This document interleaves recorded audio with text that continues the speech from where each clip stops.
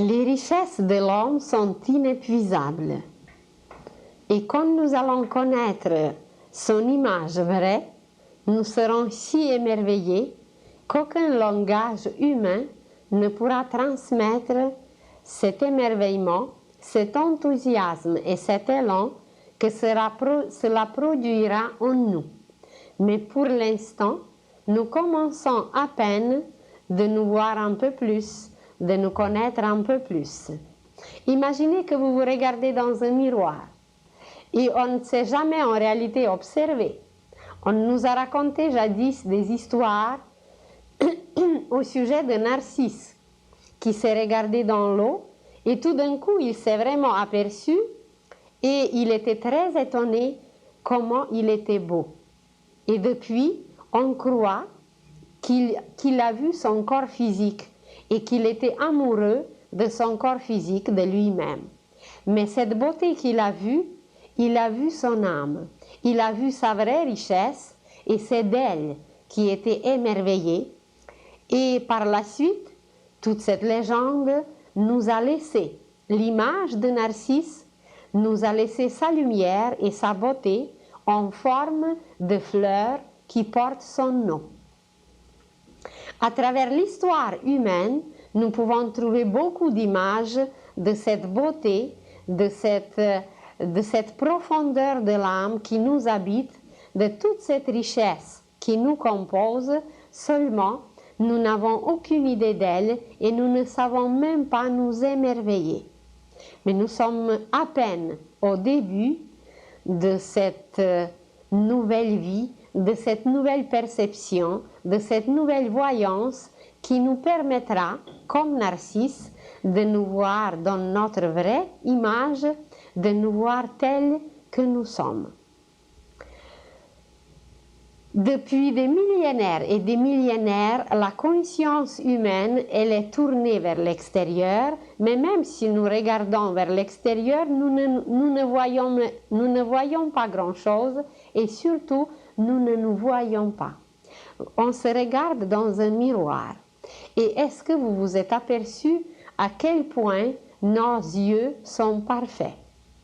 Et nous ne connaissons pas encore la structure de l'univers, mais on va parler bientôt et vous verrez que seulement notre œil, qui est une petite partie de nous, c'est rien encore les yeux, car il y a des matières et des matières dans notre corps, il y a des organes, des glandes, des centres, des systèmes. Et seulement notre œil, il représente la structure de l'univers. Il y a un petit point noir au milieu qui correspond à un soleil inconnu qui s'appelle par les initiés le soleil central ou le soleil spirituel ou l'étoile des étoiles. Ensuite, cette étoile des étoiles, ce soleil spirituel, est entouré des rayons. Et ces rayons, c'est notre iris. Et présentement, il y a toute une nouvelle science qui s'appelle l'iridologie.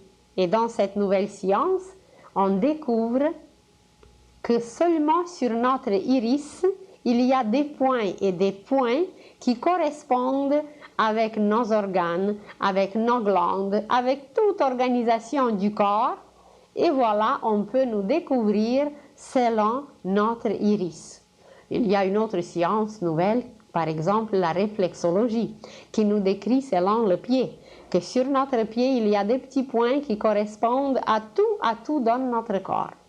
Mais seulement si nous regardons nos yeux, à quel point ils sont parfaits, bien, on peut déjà s'émerveiller, mais même là, on ne connaît pas encore grand-chose, parce que les yeux, ça va, mais c'est la façon de voir, comment nous voyons. Et puis, sans parler des oreilles, sans parler de la bouche, sans parler du nez, à quel point nous sommes riches. Nous parlerons un jour de la Nouvelle Jérusalem. Et vous verrez que la Nouvelle Jérusalem, c'est nous. Et que nous possédons 12 portes. Et qu'il y a 7 portes pour l'esprit qui se trouvent sur la tête, 2 yeux, 2 oreilles, 2 narines, une bouche, ça fait 7. Qu'il y a 2 autres portes pour l'âme qui sont fonctionnelles chez la femme et non fonctionnelles chez l'homme. Et puis il y a d'autres portes à découvrir que c'est facile de les trouver. Il y a le nombril, il y a 2 autres portes et en tout, ça fait 12. Et nous avons toujours cru que la Nouvelle-Jérusalem, c'est une cité quelque part, dans un endroit qui va descendre du ciel. Eh bien, ce n'est pas du tout ça. C'est nous-mêmes. Puisque nous sommes un tout, puisque nous sommes un univers, je vous donne juste quelques petits exemples à quel point nous sommes riches, à quel point nous sommes profonds et à quel point tout se trouve en nous. On va étudier un jour nos mains. Et quand on parlera avec vous bientôt de la structure de l'univers, vous verrez que nos doigts, il y a une correspondance absolue avec les énergies cosmiques qu'on reçoit, qu'on capte, et voilà, il y a 10 qualités que nous captons et chaque doigt correspond à une de ces qualités. Et ce n'est pas pour rien qu'on n'a pas 5 doigts ou 6 doigts ou 8 ou 40, mais on a 10 parce qu'il y a cette correspondance avec les degrés de conscience, avec les énergies universelles. Quand nous allons analyser davantage notre main, vous verrez que seulement sur nos doigts, vous savez qu'il y a des phalanges, et sur ces phalanges, nous allons découvrir les 12 apôtres qui sont là, dans notre main. Et c'est pour ça que toute la main au complet, avec les 5 vertus qui représentent 5 doigts, eh bien c'est Jésus qui est devenu homme parfait. Alors, et ainsi de suite, on ne parle pas encore des chakras, qui sont les centrales énergétiques en nous. Vous verrez quel personnage biblique, où se trouve et comment ça fonctionne en nous, c'est absolument à l'infini. Et voilà, pour devenir conscient de ce que nous sommes, et pour devenir conscient de nos capacités, de nos possibilités, que nous sommes tous les architectes, mais les architectes de l'univers, c'est pour ça que nous venons dans l'école matérielle, planétaire. Sur chaque planète, c'est un endroit où on étudie, où on expérimente. Et comment cette descente se fait? Peut-être nous avons déjà mentionné un tout petit peu. On s'est dit que quand l'âme s'est libérée des corps, quand elle est restée au 3e ciel, il y a après d'autres cieux, mais c'est pour une autre fois. Quand l'âme reste au 3e ciel, au plan causal, toute nue, sans corps, avec un seul atome permanent, elle y reste comme ça un certain temps. Et puis elle a passé des vacances au 1er ciel et puis au 2e ciel, elle a étudié un peu si elle est éveillée assez. Et par la suite, alors elle se trouve toute nue et comme un enfant qui s'ennuie à la fin des vacances, l'âme aussi, elle a besoin d'apprendre, elle a besoin de réaliser, elle a besoin d'expérimenter, de modeler, de façonner. C'est comme si vous coupez à un enfant toute activité, c'est pas possible. L'enfant ne peut pas vivre sans activité car c'est dans sa nature d'être actif, de se mouvoir. Alors l'âme qui a son rythme, qui est beaucoup plus accéléré que les mouvements d'un enfant, aussi, après un certain temps, c'est comme si elle commence à s'ennuyer et elle commence à chercher l'endroit sur la terre qui lui conviendrait le plus. Et elle observe et elle choisit et elle se dit « j'aimerais bien revenir au Canada parce que c'est un pays comme ça, il a des qualités comme ça, il y a des amis qui m'attendent ici et il y a déjà des gens qui peuvent m'acquérir comme des parents. » Et surtout, quand on était lié dans le passé avec tout ce monde, et quelquefois, l'âme doit attendre des siècles et des siècles pour ramasser sur la terre tout ce monde à qui on doit quelque chose. Et les premiers avec qui nous sommes liés, ce sont nos parents. Quelquefois, c'était nos amis qui nous ont beaucoup aimés. Quelquefois, ce sont les gens à qui on a servi beaucoup. Et voilà, aujourd'hui, c'est eux qui vont nous servir, c'est eux qui vont nous permettre de renaître, qui vont nous permettre d'acquérir, de compléter nos connaissances et de passer par des expériences. Et quand l'âme a choisi comme ça l'endroit, eh bien, elle regarde avec qui elle va être en contact et elle choisit son métier. Vous savez à quel point le métier est important pour la réalisation, car nous nous réalisons à travers notre métier, ce qu'on dit le travail. Il y a des hobbies à côté, il y a quelques petits penchants comme ça que nous avons, mais ça, c'est pas l'essentiel. L'essentiel, c'est à travers notre métier et comment on se prépare pour notre métier. À quel point c'est important pour un joaillier de savoir préparer un bijou, d'être génial pour faire la forme, pour placer, pour tailler, pour polir. Et voilà, il se prépare pendant des années de devenir un tel ou un tel. Imaginez un architecte. S'il va faire une fausse mesure dans son plan, eh bien la maison va s'écrouler. Alors la préparation pour le métier, elle est extrêmement importante. Quelquefois, elle est un peu longue parce que c'est à travers le métier que l'âme se réalise. Et le métier nous amène vers une discipline, et une discipline, ça veut dire de ne pas se dissiper. Une discipline, c'est canaliser les forces bien, c'est centraliser les forces bien. Alors, imaginez que vous avez un courant d'eau et que vous le laissez se dissiper comme ça, n'importe où, n'importe comment, et voilà, il n'y a rien qui reste, l'eau s'est dissipée et il n'y a pas de résultat. Mais si vous canalisez ce flot d'eau bien, eh bien, vous pouvez arroser le désert, vous pouvez irriguer le sol, vous pouvez avoir l'électricité et vous pouvez accomplir par la suite des merveilles si tout est bien canalisé. Alors, grâce au métier, l'âme canalise ses efforts, canalise ses énergies que nous recevons du cercle zodiacal. Le cercle zodiacal, c'est un dépôt, entrepôt. C'est un entrepôt des énergies d'où nous recevons en crédit tout ce qu'on aura besoin pour la vie.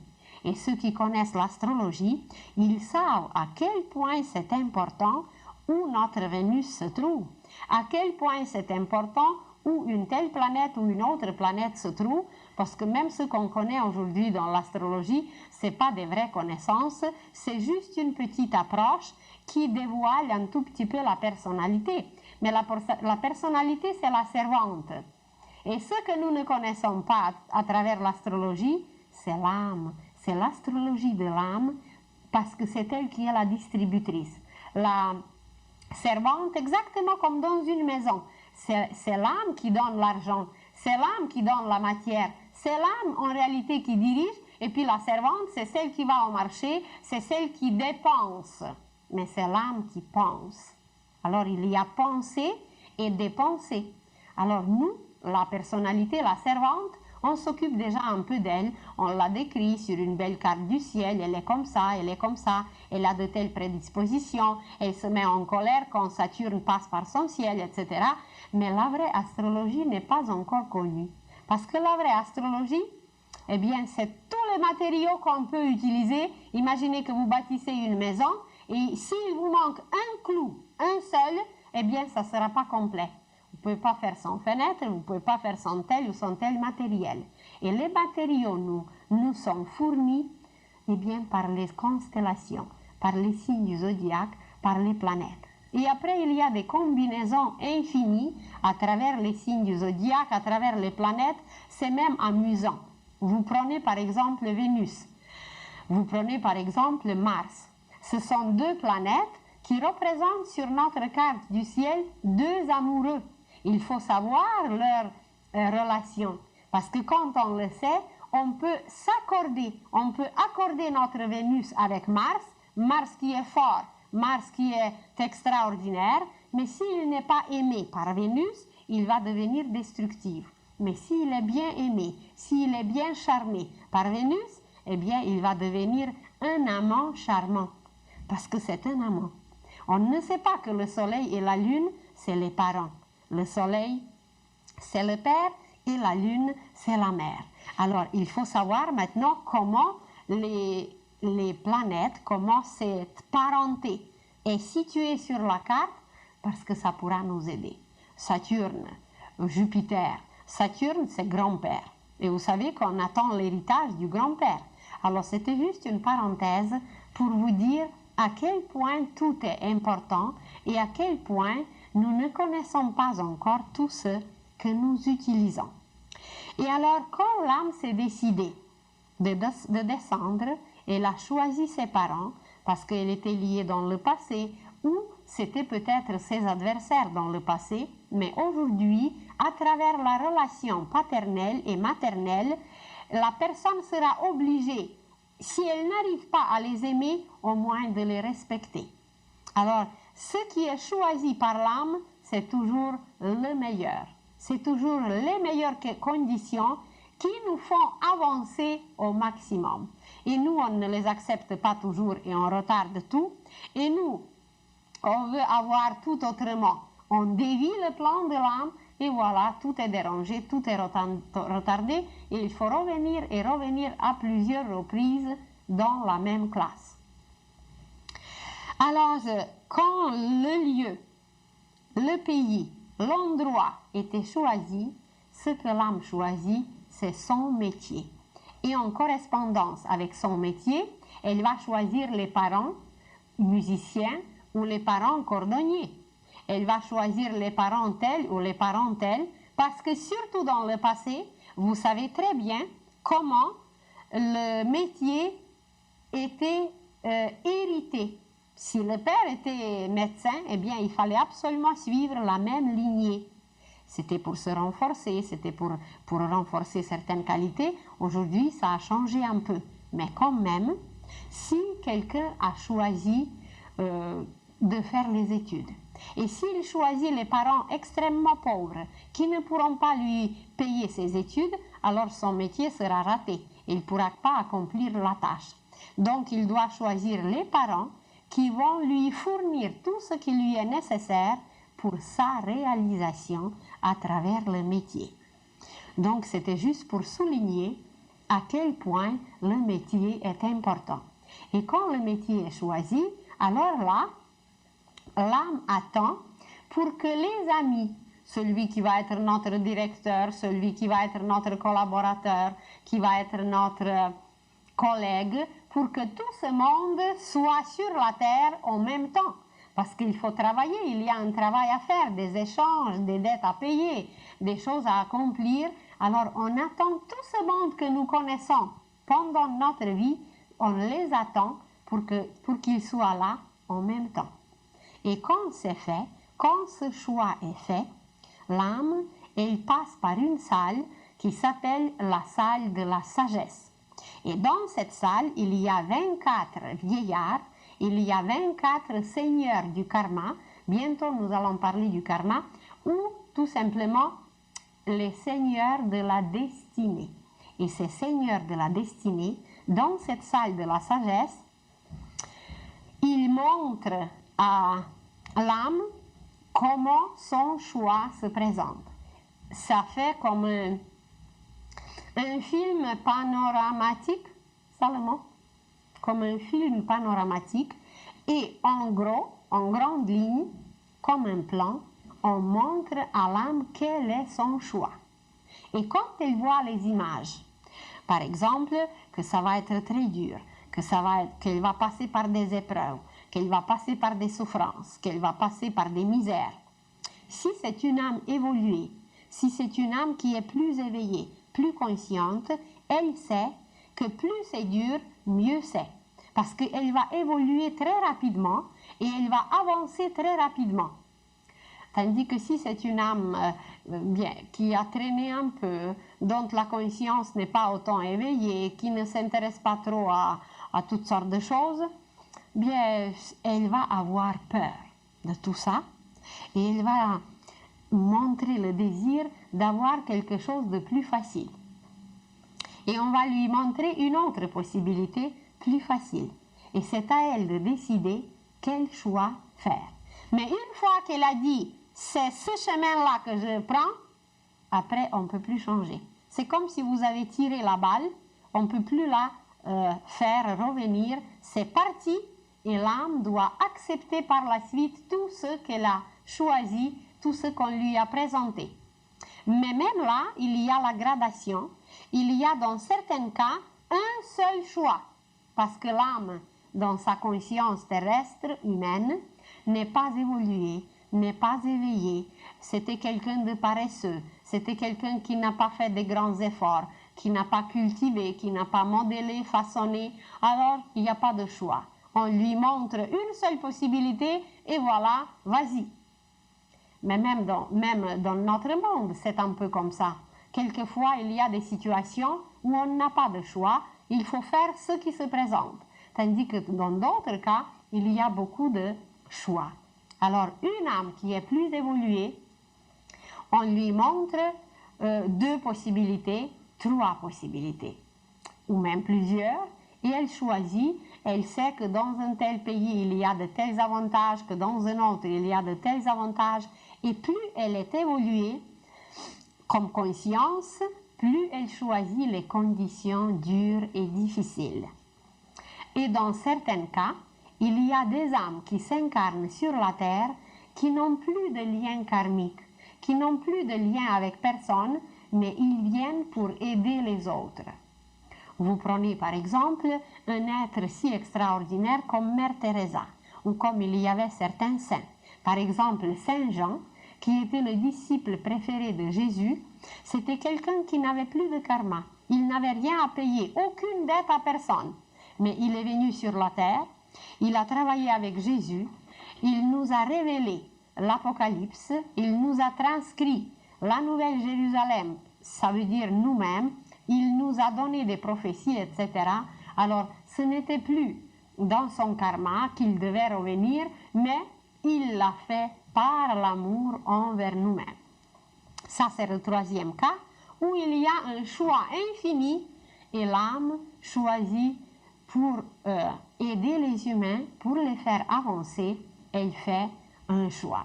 Vous prenez par exemple quelqu'un, aujourd'hui dans notre situation, il y a des cas où on a un seul choix pour la vie et ce choix est accepté et ce choix est gardé.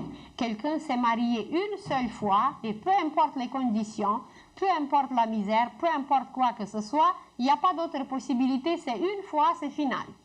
Puis vous prenez un autre cas, il y a quelqu'un qui peut choisir 7 femmes ou 7 hommes, et puis voilà, il va passer par toutes sortes d'affaires avec les 7, puis peut-être parce qu'il avait le choix, peut-être parce qu'il leur doit quelque chose. Ça, c'est chaque cas à analyser. Nous n'avons jamais le droit de juger quoi que ce soit si nous ne voyons pas les causes de tout ce qui se produit. Et nous sommes les témoins des effets, mais nous ne voyons pas les causes. Alors c'est pour ça qu'il ne faut jamais se prononcer ni jamais juger. Et comment maintenant la descente se fait quand l'âme a passé par la salle de la sagesse?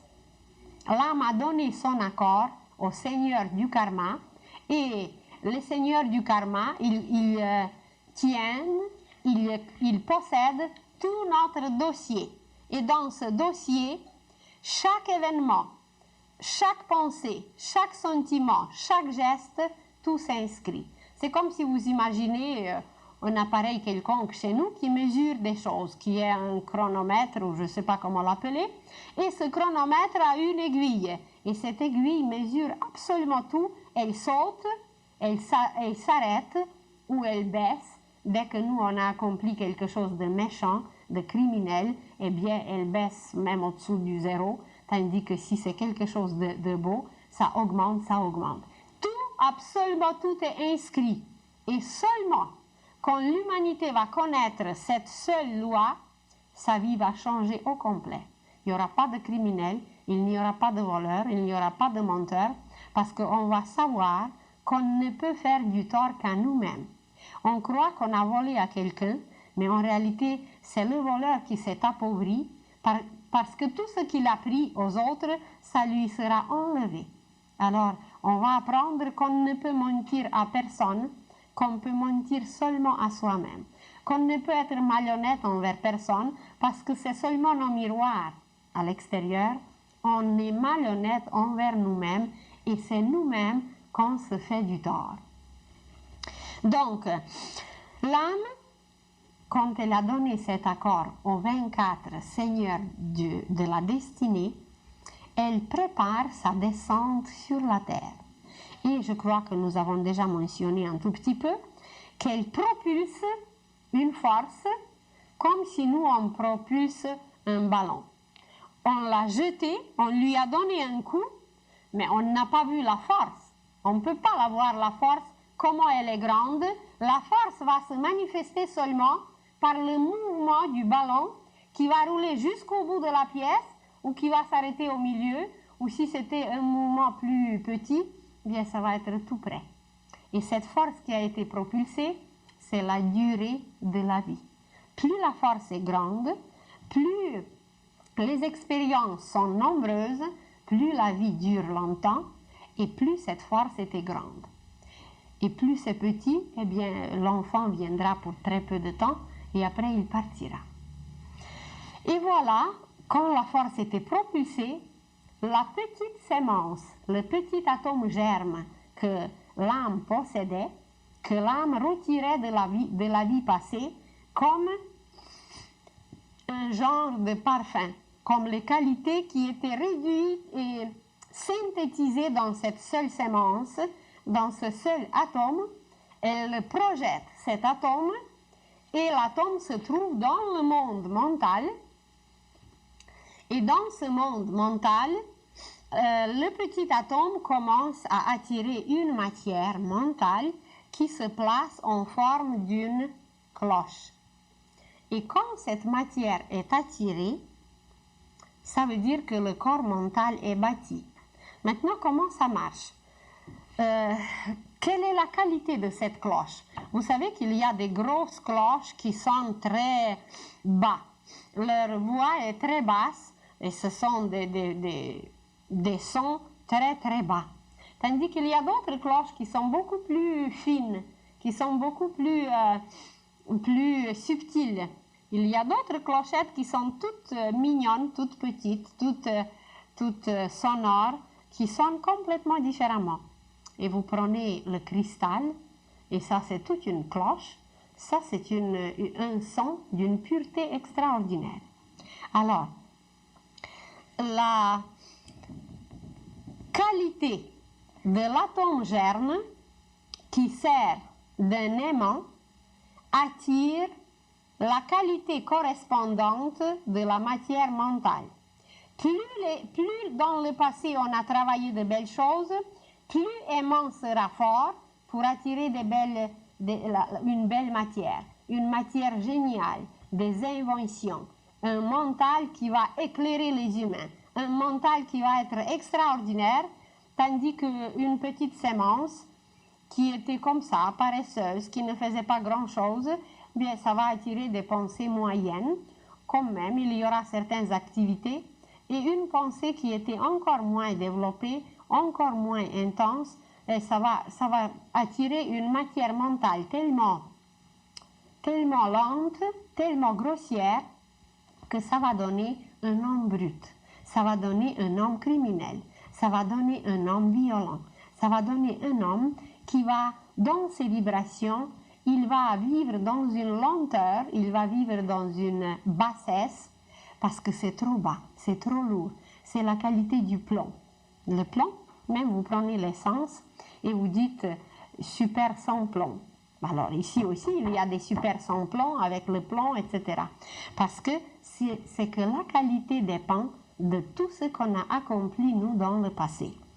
Alors, imaginez qu'un génie, il va attirer cette matière, cette cloche, qui va résonner. Elle résonne, cette cloche. Et c'est là la justice et la justesse de notre pensée. Plus la cloche est belle, plus la cloche est faite d'une matière précieuse, pure, lumineuse, plus notre pensée est juste. Ça veut dire qu'on ne fausse pas, qu'on est en accord avec tout. Plus la cloche est grossière, plus elle fausse. Et quand la cloche est accomplie, quand le corps mental est bâti, selon le travail qu'on doit faire, selon nos acquisitions, selon la qualité, eh bien, Le petit atome germe descend un peu plus bas.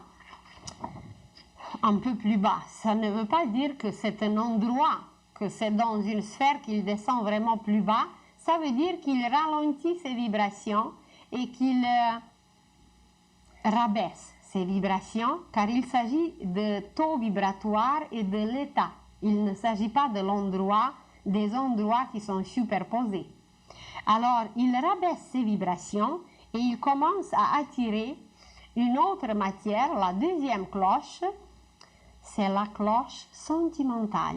C'est la matière que l'on va utiliser pour aimer, que l'on va utiliser pour aider, pour servir. Vous prenez par exemple Mère Teresa, vous prenez un saint, vous prenez Schweitzer, vous prenez quelqu'un qui a servi l'humanité, qui a aimé l'humanité, qui ne peut pas ne pas l'aimer, c'est que sa cloche, elle est faite d'une matière extraordinaire, elle est faite de l'amour. Tandis que quelqu'un qui s'en fout de tout le monde, quelqu'un qui est capable d'écraser tout le monde ou même de couper les têtes, c'est que la qualité de cette cloche, elle est extrêmement grossière, elle est faite d'une matière même animale. Elle est faite d'une matière très peu fine et c'est cette cloche qui détermine par la suite la qualité de nos amours, la qualité de tout ce que nous avons accompli avec nos sentiments. Et quand ces deux cloches sont accomplies, quand ces deux cloches sont faites, l'âme prépare un moule, exactement comme vous avez un moule pour cuire du gâteau, pour cuire du pain. L'âme prépare un moule et ce moule est fait d'une matière éthérique qui vibre encore plus au ralenti que la matière mentale. La matière mentale, elle est très rapide. La matière sentimentale, elle est un peu moins rapide. Et la matière éthérique, elle est encore plus lente et encore plus lente.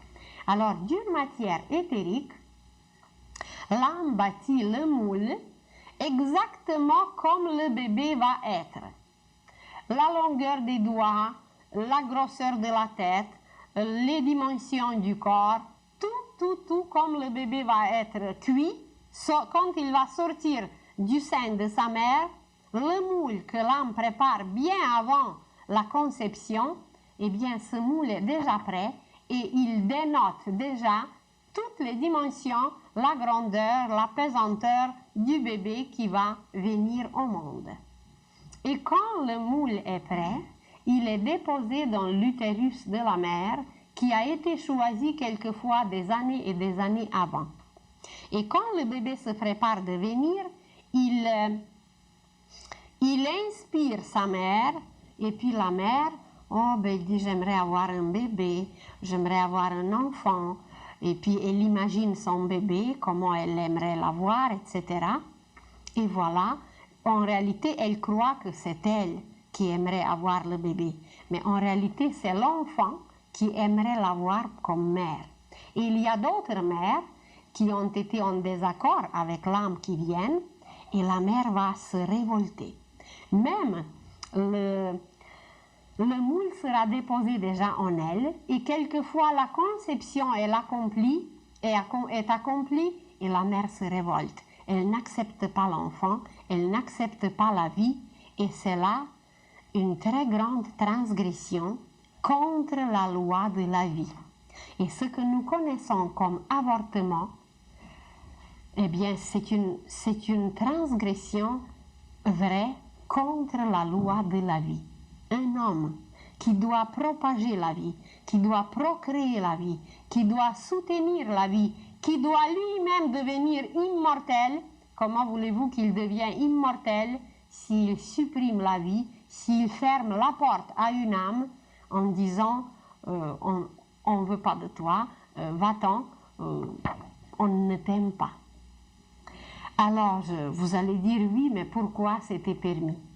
On en parlera peut-être une autre fois parce que on a voulu voir quel choix nous faisons. Est-ce que nous acceptons la vie? Est-ce que nous acceptons l'amour ou non? Et sur ce sujet, on pourrait parler longtemps, on pourrait s'arrêter longtemps, mais ça va être pour une autre fois. Alors, l'avortement, c'est une transgression contre la loi de la vie. Ça n'entre pas du tout dans les lois et dans les règles que l'homme doit suivre, car il s'agit de quelque chose d'extrêmement important. Il s'agit d'accueillir une âme, il s'agit de lui former, de lui donner des conditions pour vivre, pour évoluer, pour devenir consciente, pour devenir architecte un jour de l'univers. Un jour, j'ai regardé une émission à la télévision. Je ne regarde pas souvent, mais ça m'est arrivé. Et j'étais choquée. C'était une femme médecin qui parlait, et d'après les statistiques qui étaient faites, il y a présentement, je ne me rappelle plus s'il s'agissait du pays ou si il s'agissait du pays, il y a 85% d'enfants qui ne sont pas aimés. Si c'était 50, 51, bon, c'est à peu près moitié-moitié, c'est plus acceptable. Mais 85% d'enfants qui ne sont pas aimés, comment voulez-vous qu'on bâtisse le royaume de Dieu sur la terre? Comment voulez-vous qu'on aime notre prochain? Comment voulez-vous qu'on réalise ce que Jésus nous a transmis, ce que le Christ nous a apporté, si 85% d'enfants ne sont pas aimés? Et qui sont ces enfants? Ben, c'est l'avenir de la terre, c'est futur l'humanité. Dans 30 ans, c'est ces enfants qui vont régir le monde. Alors voilà les questions à réfléchir, les questions à se poser, comment nous nous comportons envers la vie, car les enfants, c'est la vie. Et quand le moule était déposé dans l'utérus de la mère, l'atome germe. L'atome germe qui était comme aimant pour attirer la matière mentale, qui était pour attirer la matière sentimentale. Cet atome germe est déposé dans un des spermatozoïdes du père. Et par la suite, le moment de la conception est choisi selon les conditions, selon les causes du passé, selon comment ça doit se produire. Et vous avez des cas où cette transmission se fait par un viol. Alors les conditions ne sont pas favorables, c'est pas très agréable, mais très prochainement, je vous raconterai un exemple pourquoi la transmission de cette germe de vie se passe dans une telle condition. Normalement, eh bien évidemment, ça devait se passer avec l'amour et dans l'amour. Et quand la vie est transmise, quand cet atome germe qui est lié avec l'âme est transmis, c'est là que l'âme, à travers la mère, commence un travail pour bâtir le corps physique. Parce que le moule éthérique est déjà fait. Et la mère offre ses matériaux pour bâtir le bébé et elle agit, chaque mère qui bâtit un enfant, elle agit d'après une loi qui s'appelle la loi du sacrifice. Personne ne la paye pour ça. Personne ne va la glorifier pour ça parce qu'elle le fait avec amour. Elle se sacrifie, elle donne ses propres matières. Et voilà, pendant 9 mois, elle bâtit le corps physique et l'âme du bébé agit à travers l'âme de la mère. Il y a une communication directe, ininterrompue entre le bébé et l'âme, le bébé et son âme à travers la mère, mais c'est la mère qui sert d'intermédiaire. Et maintenant, on pourrait s'arrêter et on pourrait parler pendant plusieurs conférences seulement comment le corps du bébé se bâtit. À quel point la gestation, le temps de la gestation est important. À quel point les états de la mère, l'état dans lequel la mère se trouve est important, car le petit corps qui se forme, il absorbe tout. Il est d'une vibration et d'une finesse de l'âme, parce qu'il n'est pas encore sorti dans le monde physique. Il est encore caché. il est encore dans le sein de la mère physique et de la mère divine. Alors ce petit corps, le moindre choc que la mère reçoit, ça s'enregistre dans le bébé. Et il y a une correspondance absolue, non seulement des jours de la gestation, il y a un nombre de jours, mais les heures et les minutes de la gestation vont se refléter sur la vie du bébé. Sans parler du passé, seulement la période de la gestation, elle va se refléter sur le bébé. Et si la mère n'acceptait pas le bébé, si la mère ne voulait pas un enfant, si la mère voulait un garçon au lieu de vouloir une fille, eh bien sa fille, qui a choisi d'être fille, va souffrir à une telle période, à une telle période, à une telle période de la vie, seulement parce que sa mère n'était pas en accord avec elle. Alors voyez, la femme va apprendre que le moment le plus extraordinaire, le plus important dans la formation de l'humanité, il ne s'agit pas du tout des bébés individuels, il ne s'agit pas d'un enfant quelque part comme ça qui n'est pas aimé ou qui est aimé très peu. La femme va devenir consciente qu'elle forme l'humanité, que c'est elle qui prépare le corps, que c'est elle qui tisse le vêtement physique pour l'âme. Et si le vêtement physique est tissé de l'or, eh bien, soyez sûrs et certains que c'est la lumière de génie, que c'est la lumière des initiés et des maîtres qui va se réaliser à travers un tel corps. Mais si le corps, c'est un brut, si le corps, c'est un tissu rugueux comme pour les pommes de terre, un sac pour les pommes de terre, eh bien, ça ne sera pas un grand génie qui se réalisera à travers un tel corps. Alors, les femmes n'ont encore aucune idée de l'importance de leur rôle. Et très bientôt, vous serez les témoins, nous serons tous les témoins de cela, car ça se prépare déjà. Il y aura des centres, il y aura des écoles, plutôt des centres, pour préparer les jeunes filles à devenir les mères. Elles seront entourées d'une beauté inimaginable, de fleurs et de parfums, des images les plus belles, parce que c'est elles qui vont former l'humanité.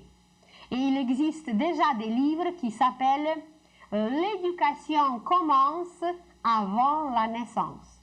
Quand le bébé naît, c'est déjà trop tard, parce que quand la mère le porte, c'est là qu'elle peut attirer les plus grandes merveilles, les plus belles pensées et les plus beaux sentiments pour son bébé et qu'elle peut le changer, qu'elle peut transformer un brut en un génie en le portant parce que c'est elle qui offre la matière. Mais si elle ne sait pas quoi offrir, eh bien comment voulez-vous que ce corps, ce vêtement soit en or ou en lumière?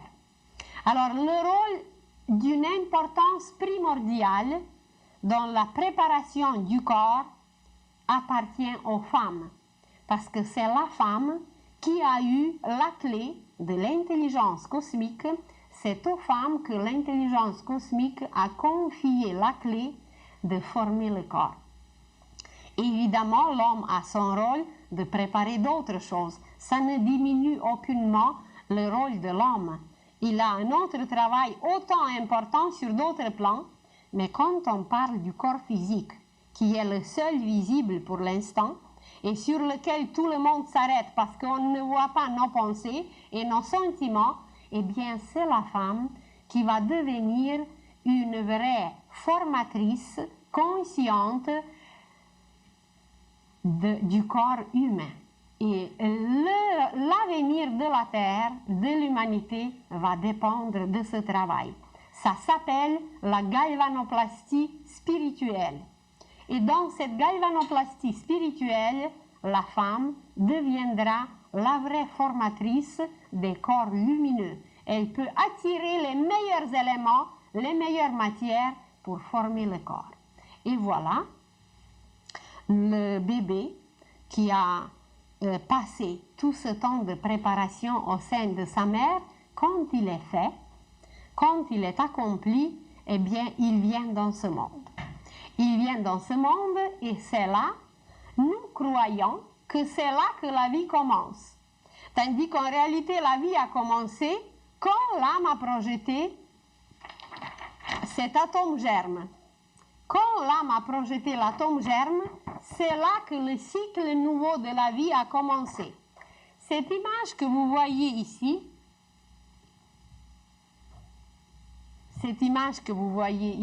elle va vous décrire, est-ce que je me place à côté? Cette image que vous allez voir ici, elle décrit très en détail comment ça marche et comment un cycle de la vie se produit. Alors, imaginez ici cette ligne et tout ce passage qui est en blanc. Ce passage qui est en blanc, c'est à cette ligne que la vie commence. Nous croyons que la vie commence. Alors, ici c'est 0, ensuite 7 ans, ensuite 14 ans, ensuite 21 ans, 28 ans, 35 ans, 42, 49. Cette partie blanche qui représente le tiers du cercle, ou le tiers du serpent que vous voyez, car symboliquement, tout ce cycle de la vie correspond à un symbole que nous connaissons tous, mais peut-être ce symbole ne nous dit pas grand-chose. Le serpent représente la connaissance. Et le mot connaissance est composé du mot naissance. Alors, pour connaître, nous devons descendre de la terre. Et nous passons par cette préparation qui est la tête de ce symbole et un tiers de son corps, et la préparation du corps mental, ce qui est en rouge pour ceux qui voient en couleur. Alors ici, l'âme prépare le corps mental. Ce qui est en vert, l'âme prépare le corps astral ou sentimental. Ce qui est en bleu, l'âme prépare le moule éthérique, et ce qui correspond à la ligne noire ici, l'enfant vient au monde et nous croyons que la vie, le cycle de la vie est commencé ici, tandis qu'en réalité il a commencé bien avant. Et pourquoi c'est partagé en 7? Parce que les cycles, pour retirer la qualité, correspondent au chiffre 7. Et le 7, c'est le chiffre de notre système solaire. Et vous savez, bien, le chiffre 7, il est lié encore à beaucoup d'autres choses, mais tout le monde sait qu'à 7 ans, l'enfant va à l'école, qu'à 14 ans, l'enfant passe par la puberté, qu'à 21 ans, l'homme devient mature, qu'à 28 ans, l'homme entre dans la vie, qu'à 35 ans, il y a une maturité spirituelle qui n'est pas connue, qui s'accomplit, à 42 ans, l'homme se réalise et à 49 ans, c'est l'épanouissement. Ça ne veut pas dire du tout qu'à 49 ans, c'est fini. C'est la vraie réalisation et l'épanouissement commence à 49 ans qui peut durer selon nos prévisions, selon nos réserves, selon nos plans. Et par la suite, s'accomplit ce qu'on a dit dernièrement, la mort, on regarde le panorama, le purgatoire, et l'âme se débarrasse de tous ses corps, on passe par la queue. La queue est traînée par là où la tête a passé, comme un serpent le fait. Et un serpent qui mord sa queue, il n'est plus la connaissance, il est la sagesse. On a accompli un cycle de la sagesse, on a accompli un cycle de vie, et cette vie est composée un tiers de ce que nous voyons sur la terre, un tiers de ce qui se passe avant de venir, et un tiers qui se passe après qu'on est venu. Alors, le cycle de la vie est beaucoup plus long, le cycle de la vie, il est beaucoup plus complet que nous ne le croyons. Et c'est très, très facile de voir, c'est très facile de comparer, car vous prenez par exemple une sémence. Une sémence ne donne pas le lendemain des fruits.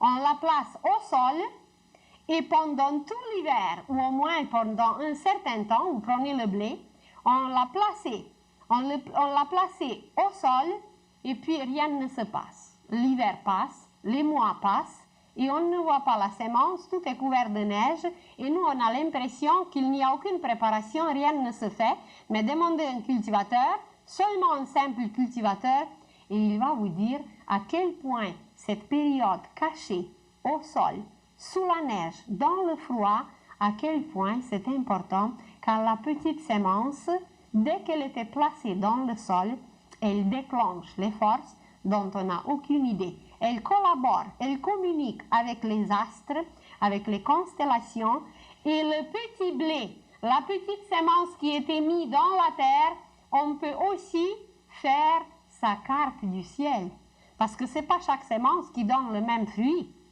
Alors, la petite sémence, quand elle était placée, elle déclenche les forces, elle déclenche les courants cosmiques, elle les attire, et de la terre, elle attire les éléments nécessaires, elle s'imbibe des minéraux, d'eau, des matériaux, de tout ce qu'elle aura besoin pour grandir, et à un jour, elle éclate. Et cet éclatement, c'est l'accouchement de la petite sémence. Elle vient au monde, mais elle vient au monde sur un plan, comme nous venons au monde au niveau physique, sur la terre. Et quand la petite sémence, après avoir éclaté et puis faire des racines vers le bas, elle fait sa tige vers le haut, alors elle pousse vers le haut, et à un certain moment, elle arrive à la surface du sol, la surface de la terre, et c'est là qu'elle doit encore percer pour arriver à la lumière. Et pour l'homme, ça s'appelle la deuxième naissance. Cette deuxième naissance, quand on arrive à une lumière, on ne passe plus à travers des mottes, on ne passe plus par l'obscurité. Alors, pour un enfant, avant d'arriver en plein jour, avant d'arriver dans ce monde, eh bien, il prépare ses corps comme la petite sémence qui reste au sol et qui fait un travail pour attirer, pour se nourrir et pour réaliser ce qu'il y a à réaliser en cachette, caché au sol. Et si l'homme savait vraiment observer la nature, cette loi de revivre, cette loi de se réhabiller de nouveau, cette loi qu'on appelle aujourd'hui réincarnation, si vous analysez le mot réincarnation, on va trouver le préfixe ré, qui veut dire encore. On va trouver le préfixe in, qui veut dire dedans, et on va trouver la racine carne, qui veut dire chair, carne. Alors, carnivore, celui qui absorbe la chair des animaux, herbivore, etc. Alors, ça veut dire encore dans la chair. L'âme descend encore dans la chair. Et si je vous dis que l'arbre se réincarne, que la nature se réincarne tous les printemps, eh bien, on sera étonné. Imaginez que ces feuilles meurent. L'automne, c'est la mort. Et le printemps, c'est la naissance. Et la nature passe par ces cycles sans cesse, et personne ne s'affole, et personne ne pleure, et tout le monde croit que cette réincarnation dans la nature existe, sauf qu'on n'utilise pas ce mot. Et quand Jésus nous disait, si vous ne mourrez pas, vous ne vivrez pas. Et quand il nous disait, tu récolteras ce que tu as sémé. Il y a encore beaucoup d'autres phrases. Il n'a pas utilisé le mot réincarnation, mais il voulait dire la même chose, parce que le langage était autre, la compréhension était autre, et les initiés de tous les temps, ils connaissaient cette loi, ils la connaissent jusqu'aujourd'hui, et l'humanité entière va la connaître bientôt. Alors, nous allons terminer pour aujourd'hui. Et encore d'autres merveilles et d'autres merveilles nous attendent que nous serons obligés d'accepter, car autrement, nous ne pourrons pas rester sur la terre, nous ne pourrons pas vivre, car tout va être renversé, tout va être changé, les vibrations, les vitesses, les images, tout absolument. Mais la première loi qui va être acceptée par l'humanité, c'est cette loi de Rovi, c'est cette loi de revenir,